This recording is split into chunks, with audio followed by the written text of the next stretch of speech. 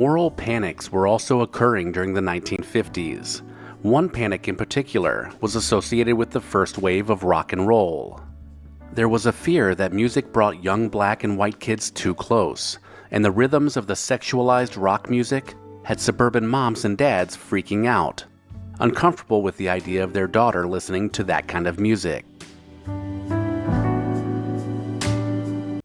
And this is the history of series. The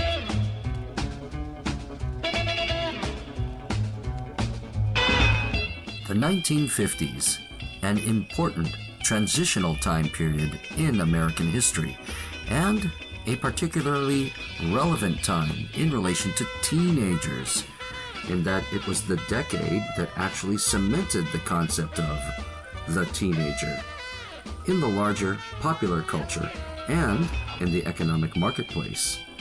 It was also an exciting time for youth culture, as it was the birth of rock and roll, initially a high-energy form of dance music based on rhythm and blues, but marketed specifically for teenagers. I really like to listen to KSAN or KDIA, where they played all the black music. That's the one I like. Oh, I love that music. I love the doo-wop, the acapella, and I love the blues. Mm-hmm. Marketing to teenagers, of course, has existed long before the 1950s, but it was during the rock and roll era that the cultural importance of youth was packaged, marketed, and sold, while, simultaneously, important social issues concerning teenagers made national headlines and were a topic of concern and debate in the popular media. Many of those issues are ones that we struggle with today. Yet, ironically, if one were to bring up in conversation that 1950s American society often addressed and dealt with issues that concerned street crime, racial intolerance, teen gun violence, and drug addiction, such notions would usually be met with derisive laughter, since, in the popular mindset, the 1950s was a simple and carefree time, supposedly before violence, before drugs, before anything serious.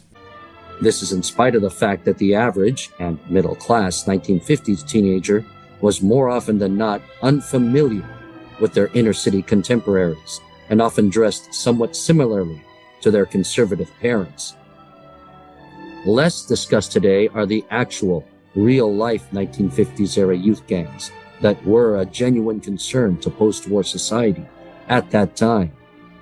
Gangs with names that evoked status that these boys lacked in their everyday civilian working-class life. I was a delinquent not because I was forced to, I was a delinquent because I wanted to be one. I was enjoying life as I came, and many of the people I came up with were enjoying life also. They were enjoying taking drugs. They were enjoying shooting each other. They were enjoying the gang fights. We all enjoyed it. It was a ball. It gave us a sort of social status. We enjoyed stealing. You were making a rep all That's the right. time. This was meaningful to us in life, and it was perhaps the most meaningful experience available to us at the time. Or names that evoked reckless fearlessness, or identified them by their neighborhood block, giving them a sense of identity and place, were common. There were the Valiant Crowns and the Royal Knights, the Royal Lancers and Warlords, Hawaiian Warriors, the Corsair Lords, Young Lords, Hellburners, the Ellery Street Bops, and of course, the Sportsmen and Forsyth Street Boys. The members of these real-life fighting gangs of the post-war era were primarily composed of inner-city working-class, or even impoverished teens from quote-unquote slum neighborhoods, often from troubled homes, or sometimes from single-parent families, as some fathers had given their lives years earlier in World War II, or who had returned with lasting physical scars and PTSD. Some teen gang members came from families with parents who both had to work long hours for comparatively little pay, with little supervision for their children, and for whom strong and financially successful role models came from the streets.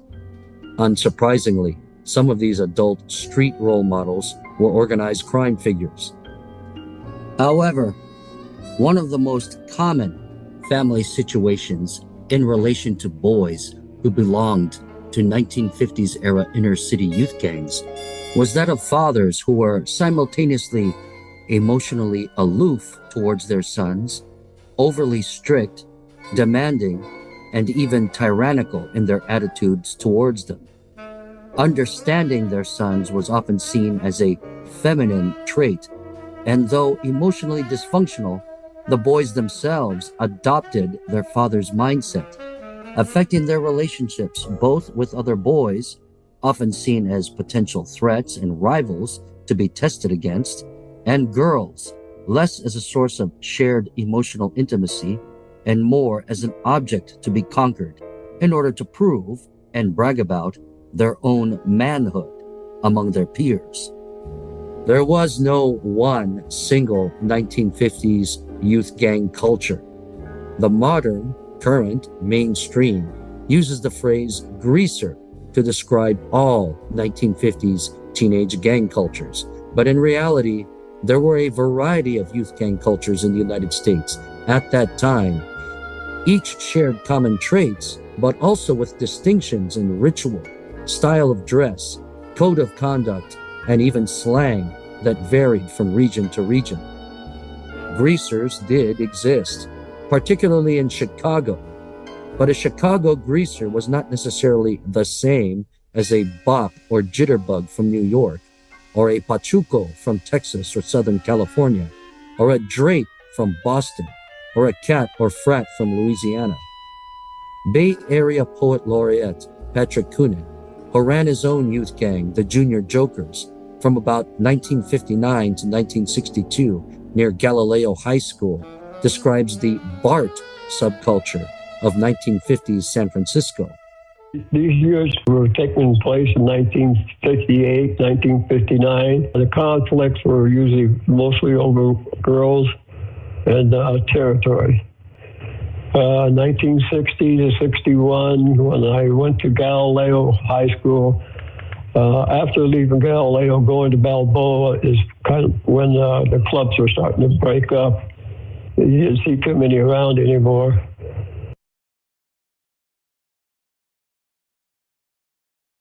I believe that we were marked because we were black. The big bands, the black jackets. Being poor, you bought those big bands because they were cheap. That was one of the reasons why, because we didn't have any money, and we had to go the cheapest route we could. Mm-hmm. That's how we wound up with big bands, because they were work pants. Actually, that's what they're for. They're work pants. It was split the side of it and sew it up with purple string, so it just looked pretty cool. Mm-hmm. Sometimes button-down Ivy League shirts, different colors, and also club jackets. We wore them, and we got labeled the Barts. That was fine. Those of us who brought the baby boom into being, the returning World War II veterans, we didn't know what the hell we were doing. I mean, we really didn't know. We all came home and we all had children. There was no advice, really. Dr. Spock had a book out, but we didn't know anything about child rearing. In other words, let me try to say it this way. There were certain things that you just did. We didn't know anything about relationships, communication between husband and wife. There was very little communication. Children, child rearing, how do you raise children? No one knew. In other words, it was supposed just to happen. The parents of the 1950s were, I think, the most unusual generation of the 20th century. These are the people who had grown up in the Depression. They had experienced real tough times when they were children and when they were teenagers. And then World War II hit, as many of them were just reaching adulthood, and they had the trauma of the war. And then, after all that, they reached the 1950s at a time when the U.S. was tremendously prosperous, when the economy was booming as we've never seen it before. And I think they reacted to that prosperity, and I think they reacted strongly to all of the trauma of the Depression and the war by turning inward a bit, by marrying young, by emphasizing home and family. as if that was something they couldn't get back in the 30s and 40s and now valued all the more. It was a perfect setting in which the youth culture, in a certain sense, could blossom. Life in the suburbs was organized around the kids again. They were the center of attention, endless round of Little League games and PTA meetings, etc. So it was in the suburbs, in a certain sense, that this message about the importance and the uniqueness and the generational potency associated with these kids, I think, was delivered with real force. This was a distinctly new way to be raised in the world. And it allowed for a whole generation that I suppose we would now call spoiled kids, which from another point of view simply meant kids who had very high expectations in life with respect to freedom and happiness. They thought life was about being free and about being happy. And they carried those expectations forward into high school and into college, and brought with them a kind of a level of expectation that was simply unprecedented in, I would say, in world history. This whole image of giving your children everything you had, and they have to be satisfied and they have to be content, and I think we gave them much too much. We found out in the 50s that if you got up in the morning and went to work and did a good day's work, the things got better. You got promoted or you got more money, you were able to buy furniture, you could have more children, the children could have better clothes, and life just improved. We knew it was because you went to work. But I'm not sure our children realized that. They saw simply that the clothes got better, the house got bigger, the neighborhood got nicer. And I have a strong suspicion that what happened in the late 60s was that the kids who rebelled took it for granted that life would improve automatically. During the middle 1960s, during this time in American history, it's very important to point out that the Bronx was basically dominated by Caucasians. You gotta understand, when we went to school, I guess around in this neighborhood, we broke the environment. They wasn't used to no black. All this was white neighborhood. Right. So when we got here, it was the first for everybody. It was the first for us and the first for them too, but they wasn't used to us. They were not used to us. Even in school, we got a raw deal. The Bronx streets was basically dominated by Caucasians. Caucasian gangs, or just Caucasians in general. The Bronx streets was dominated by Caucasians. Was there a lot of racism back then? Oh yeah, the project was put down in the middle of, you had the Jew over here. Right. You had the Italians over there. Right. On the Noble Avenue side going all the way back. You had more Jews than Irish in the back all the way Soundview. But at that time, every living ass, all the blacks and stuff that was here, stuck together. Right. Okay, you had to stick together to live here. Okay. They used to get together in front of 1715. Right. The parking lot coming from Bruckner. Right. Okay, and they used to have the Molotov. We'd be out there singing and playing, and they started Molotov cocktail. They throwing shit in there. Back in those days, this was like kind of a real segregated area. So past certain areas, most this white area people. was segregated? Oh yeah, very much so. We used to fight white people up here all the time. Especially like you go past 233rd Street. Right. You know, you had a lot of white people and, you know, they might jump you, shit like that.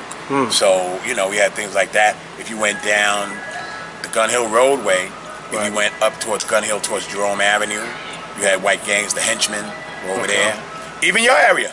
They'll tell you about even your way. Yeah. Parkchester. Yeah. You know, the ministers. So that went on everywhere. That wasn't just your area, that was here too. The Bronx streets was dominated by Caucasians. That's an important footnote for hip-hop history. That's an important thing to understand as far as American history, New York City history, Bronx history. Bronx was dominated by Caucasians at that time. Then I heard of the Black Spades, and they had their name and their center pads. What made the early Spades different from most gangs was their mission. The founding division had a strong political foundation and believed in protecting the community above all else. The original leaders, including David Brockington and Guru, were deeply influenced by figures like Malcolm X and movements such as the Black Panthers and the Nation of Islam. Their rules were strict: no heroin, no glue, no smoking, no drinking. During the early 1970s, had taken over the housing projects, turning many into addicts who robbed their own neighbors.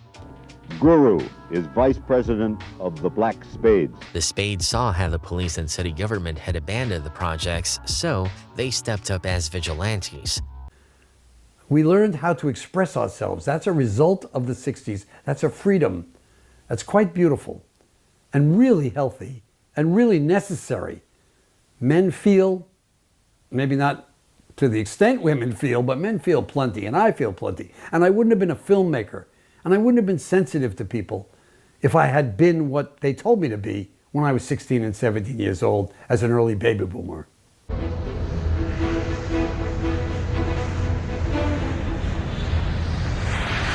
To leave no stone unturned in our self-examination, leaders traveled to Russia to look at their educational system, to see what they were doing that was different.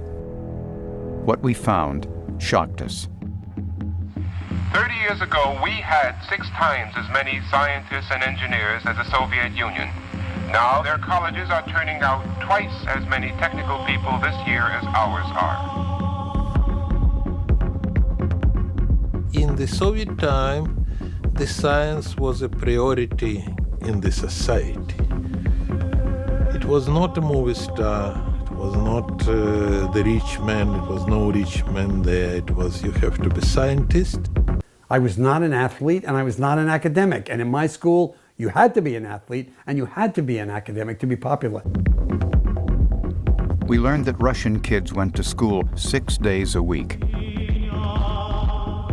that their school year was 213 days long compared to 180 days in America, that every Russian kid, boy and girl, was required to take math and engineering. Russian students had up to 4 hours of homework a night, where the average in America was just 30 minutes. The top-notch minds are attracted to the physical sciences and mathematics. Their skills are so highly valued that no expense is spared in providing them with excellent technical facilities.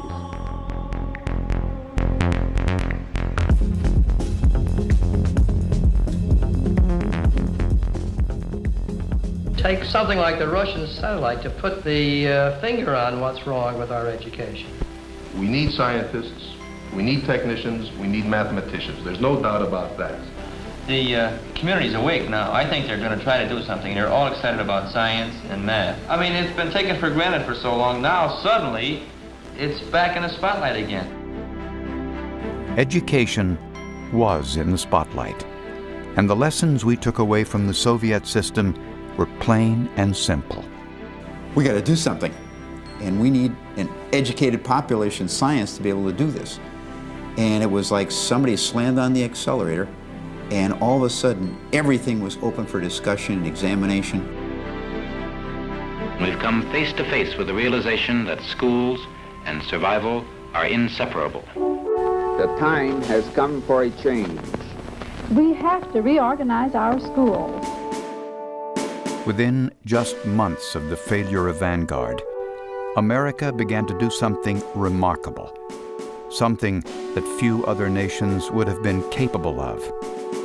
We began to come together, to become unified in our determination to fix what was broken. We don't have an adequate education program in any of our schools. Are you satisfied? Are you really satisfied that your school and your community is doing all that it can do for these youth? Thousands of children are getting a shoddy education. The time has come for America to realize that our citadel now is the intelligence, imagination, and curiosity of the trained mind. The American people must improve their public schools to make the nation strong to meet whatever threat may come. Each citizen should do what he can to strengthen American education, to make the position and prestige of the teacher understood in the community. This I think they can do and they must do. We were on a national mission, a mission that is today referred to as the Sputnik moment.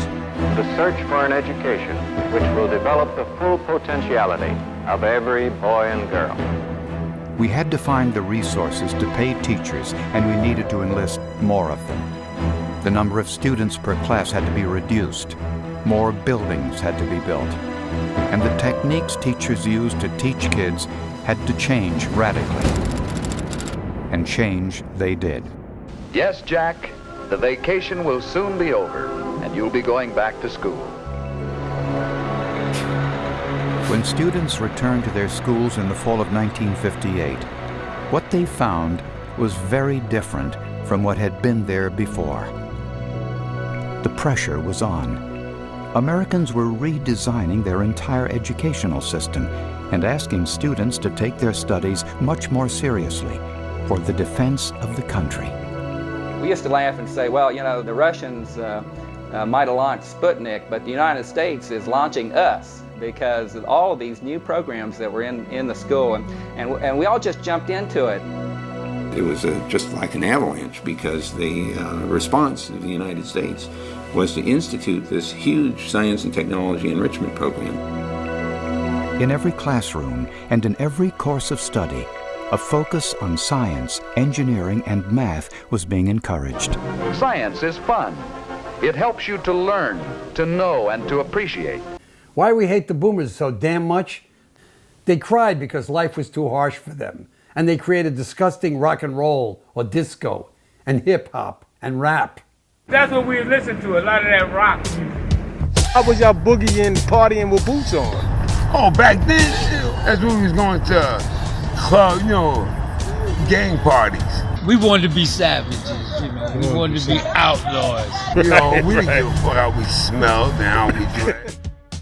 We go there with boots and chains and all that shit. Yeah. What? I don't know, I just picked up like Hell's Angels. I wanted to be a Hell's Angel. I like living in an honest society. A society where I can turn around and trust whoever I'm with. And Hell's Angels is the only place I've seen it. We live amongst our own law. We don't care about society, you know what I'm saying?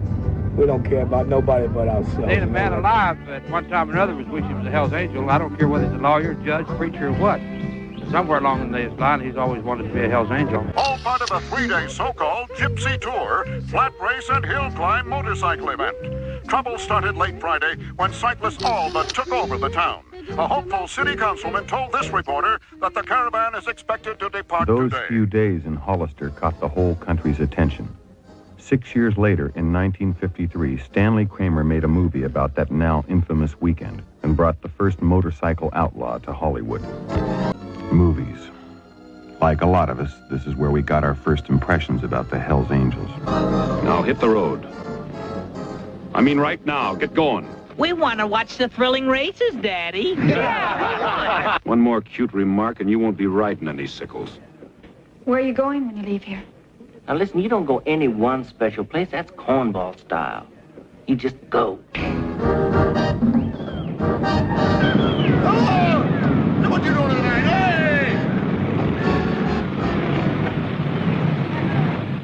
Hey! Hiya, sweetheart. Come on, get up there, big hero.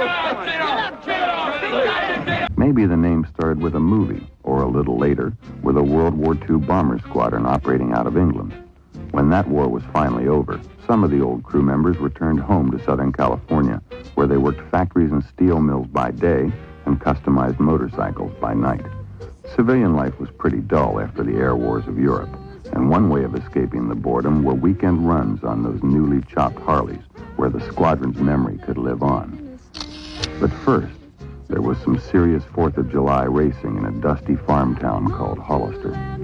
Peace, but not quiet, was restored to Hollister, California today after 36 hours of turmoil created by close to 750 visiting motorcyclists, many of them unemployed returning servicemen. Police said the motorcyclists turned the city's main street into a speed and stunt area as others roared through this little central California valley town of 4,800 people. 32 special officers were called to help the 7-man city force quell the disturbance. At least 50 persons have been injured and 38 arrests have been made. Authorities estimated the invaders numbered close to 4,000. But it wasn't until January of 1981, on a cool San Francisco night, we happened to meet a Hells Angel who'd been in the club since the early 60s. Later that evening, he told us that the Angels had been working for years on a real motorcycle movie. And this time, they were going to tell their own story, their own way. We discovered that this movie started with a Hells Angel by the name of Sandy Alexander, and we went back east to meet him. But to see Sandy, who's president of the club's New York City chapter, you have to meet a Manhattan that isn't exactly skyscrapers and Park Avenue. Sandy's New York is on the edge of the Bowery, 3rd Street between 1st and 2nd Avenues.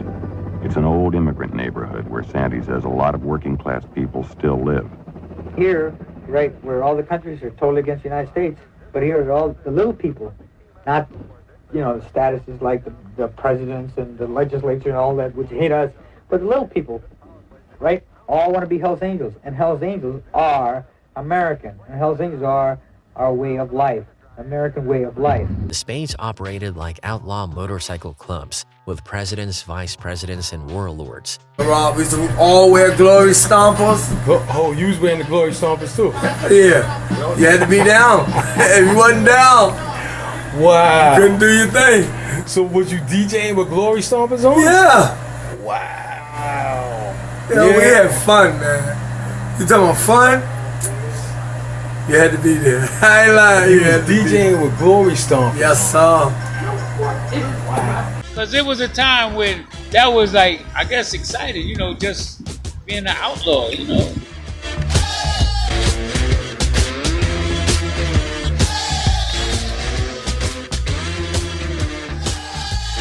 What do you think about rap music? Well, at first, it was disgusting. Then I had to think about myself growing up with jazz. And I got used to it, and I said, well, I was young once too. So they have to go through the same thing. So it's all right. Only if you don't play it so loud. Oh my God. So, okay, so you would say y'all was the first with 2 turntables, shouting out, talking during the song. Yeah. Wow. That's hip hop. That's the beginning. Yeah. That's the beginning. Yeah. Man, we used to wear our colors. Their identity was loud and proud. Members wore sleeveless denim jackets that could weigh up to 50 pounds because of all the felt, stitched leathers, and artwork covering them. Their rallying cry was Spade Power, a chant inspired by the revolutionary music of James Brown, which echoed through clubs and tunnels across the city. Spade Power! Spade Power! Spade Power! Spade Power! Spade Power! Spade Power! Spade Power! Spade Power! Now, I do want to make it clear that Mario putting it on early, 1971, 1972, from my understanding, that does not mean that Mario was putting on these major outside jams at that time. 2 little rinky-dink fucking turntables. You know what I'm saying? Because I've seen on the internet sometimes, you know, things get exaggerated, even with Mario. We don't want to go from hip-hop myths about Kool Herc and Bambaataa and Flash. We don't want to go from hip-hop myths about them into hip-hop myths about Mario. We don't want to make up any kind of myths about Mario or false history or exaggerations about Mario. First it was him and Spanky. Had 2 little rinky-dink fucking turntables. Right. No mixer at the time. Right. 2 little fucking speakers. I forgot how we rented the Soundview Center, but we used to play music out here. He said bring it outside in front of 1715. Okay. And play music. And some of the older guys told us that y'all really first started with small equipment, like right outside the building. Yes. Right outside the building, just small equipment. Yes. From my understanding, Mario was not putting on like the 21 Days of Summer. Mario used to have something they call 21 Days of Summer. From my understanding, that was not in 1971. That was not in 1972. From my understanding, that had to be 1973 and later. But Kool D is really the one who had the most equipment. Kool D. As I remember. Kool D had the most equipment. Right. And him and Mario combined together. So from my understanding, that's when things got big, after Kool DJ D. Mario used to have something they call 21 Days of Summer. Like where he would come out in his park and he would have a permit, permission to come out here and play in his park every day throughout the summer for a whole month straight.